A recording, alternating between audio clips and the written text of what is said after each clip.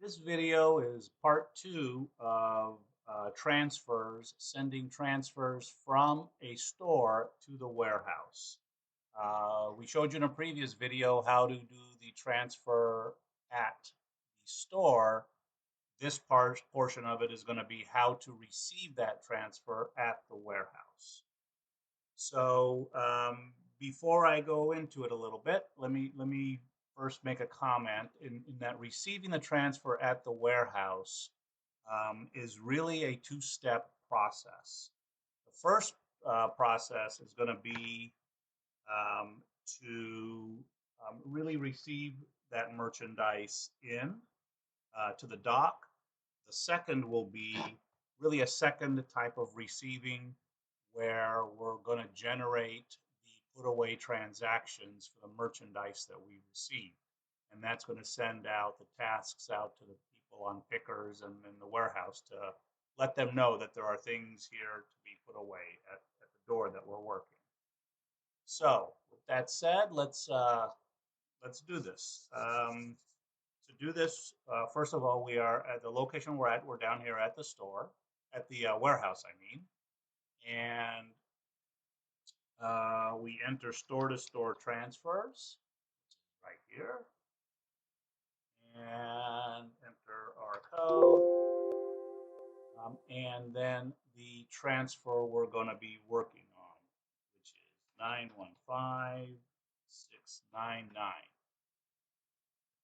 Okay, so here's the important part of when you're doing a transfer of a um, from a store.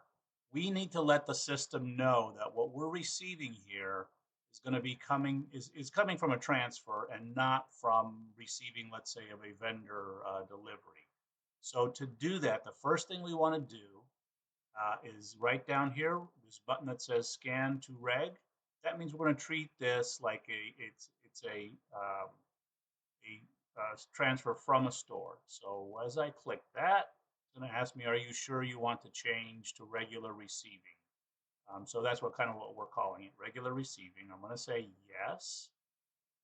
Um, and so now what by doing that, where we usually have the receiving process and you put in a purchase order number, now the system is going to allow you to put in a transit number instead. And so it will recognize what's supposed to be coming in on that transfer. Okay, so we did that part. And so now we're going to go down here and say we are going to receive.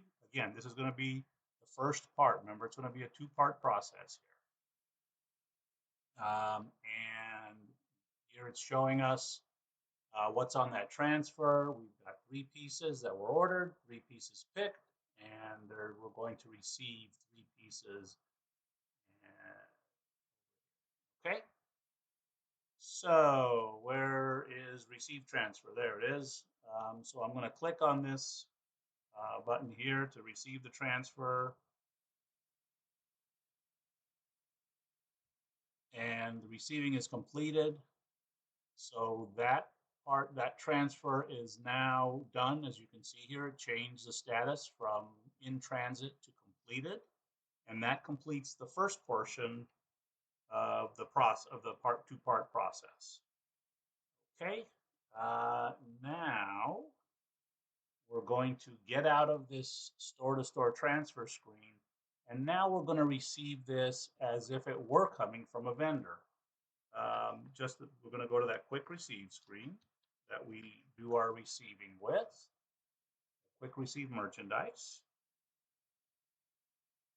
And here where we have the receipt number, this is usually where we would put the purchase order number plus 2 digits when we're receiving from a vendor. This time we're going to put in the transfer number, and because we did that first step that we clicked that scan to reg button, it's going to allow us to do that. So that's the transfer number. Once I hit that, it's showing me what's on that transfer. Um, and the quantity we're receiving is going to be 3. And so the next thing I'm going to do, the dark blue button here, is to print labels. All merchandise being received from a store is going to get a new label. Even a lot of times, they don't come back with labels because they were on the merchandise was on the floor and the label was taken off or was on the box and never transferred over. So we just kind of force it that we make sure that when something comes into the warehouse, it's going to have a new piece ID that we can track through the warehouse. So I'm going to click print labels, and the new piece IDs are generated at this time. And then we click follow that dark blue button, OK, save, exit, and print. And that's going to print those labels. Say OK. Now I'm going to escape from this screen, and it'll take you here and light up in dark blue that cross-dock button. So you should recognize that from our receiving when we do from vendors. And what that cross-dock does when I click it, it's going to show me the screen. It's going to look for deliveries being made on the date that you say up here. If you know you're loading deliveries for a certain date, you can put it up here. It's going to look to see if any of the merchandise being transferred is needed for those for that day's deliveries. And if they are, the put away task that's going to be generated is not going to be for the racks. It's going to say, take this over to this door because they need it over there. It's also going to look for will call transfers and other things. I'm going to turn these off here so this can run faster. None of these are necessary for those doors. I'm going to click OK, save. And the crosstalk is now being done. The crosstalk takes a little bit of time because it's doing an awful lot out there. And so that's going to take about 30 seconds. But once that is completed, you are now done. Here's a crosstalk. There's a put away transfers that was created. And I'm not going to print it, but basically we are done. The crosstalk was requested.